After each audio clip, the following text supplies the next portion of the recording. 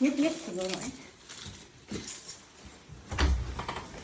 Work na tayo mga beshies. Alis na tayo. Sobrang hangin ngayon.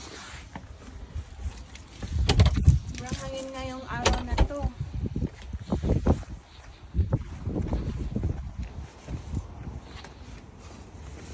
Wala to siyang susi-susi.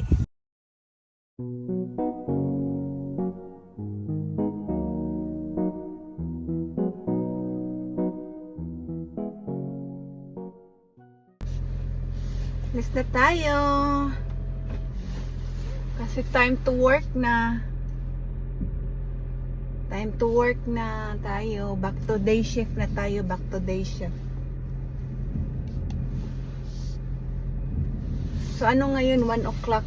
1:15 ang pasok ko. 1:15 to 9:15. Yeah. Ready for ano na tayo. Drive.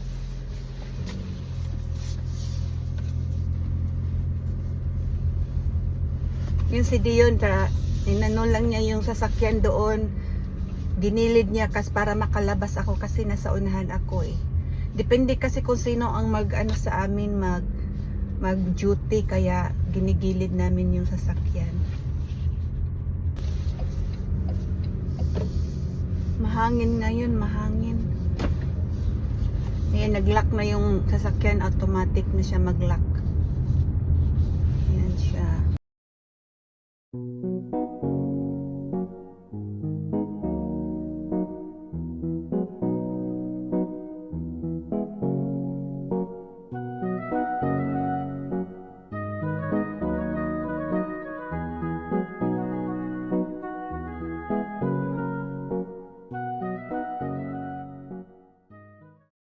Dito na tayo sa trabaho ko. Kadarating lang talaga natin. So, i-lock lang natin yung sasakyan. So, dito na tayo. Papasok na ako sa trabaho. Kaya, see you later. Hindi natin pwede mag-video dito kasi baka mapagalitan pa tayo ng ating amo. Bye for now.